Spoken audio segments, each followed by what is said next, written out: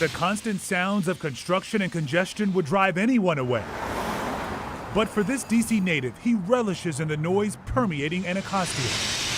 When you're building something for somebody in the community to benefit who live there, it's a different appreciation. From a DC council run to serving as a neighborhood commissioner, Daryl Gaston has been trying to change his community for years. However, he realized for him, government is not the answer. I said, you know what, after 14 years, I had to give it up, right? I had to give it up not only for my mental sanity, but also because I knew in order to be a part of the solution, I had to be on the outside.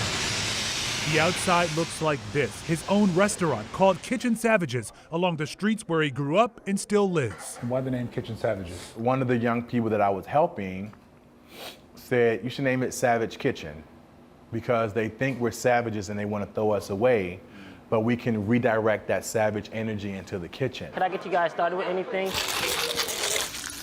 Gaston cooked up the idea for this restaurant at the height of the pandemic after seeing a dramatic increase in deadly crime, the urgent need for health care, and people struggling financially in Ward 8. That's why most of the 23 people he hired are his neighbors. They're returning citizens, they're high school dropouts, they're single dads, they're single moms. They're also talented. Bernard Collins is head chef. He was laid off during the pandemic. At the time, my wife was pregnant, so I was kind of getting doubtful at first, going through the motions, as any man would, getting scared, like, what am I going to do? Kind of went into panic mode. I did DoorDash, trying to just make ends meet. Elizabeth Scruggs worked at a grocery store and was also out of work. After the interview was over, I was walking down the street and I started crying. I was like, God, you all right. I know the failure of this is not an option because failing means the people that I hired, I don't want to cry. Failure means the people that I hire won't have an opportunity to feed their families. They won't have an opportunity to make sure that they don't go back to jail or they pay their rent. And so this is much more than just putting food down on the table. This is about saving lives. The main ingredient being used in this restaurant's recipe is simply care. Gaston says he's being guided by his mother's love. Ooh, oh, wow, you want me to cry some more? Whose picture greets everyone at the front door. She's my motivation for living.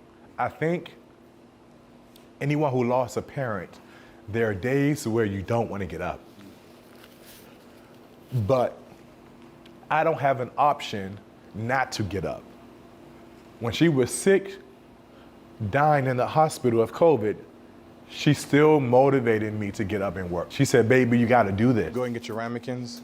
This being getting his community back to the table, using his experience in city government and good food to solve their problems. The solution is just simple, right? I mean, we can't fight each other. We have to love our way out of this situation.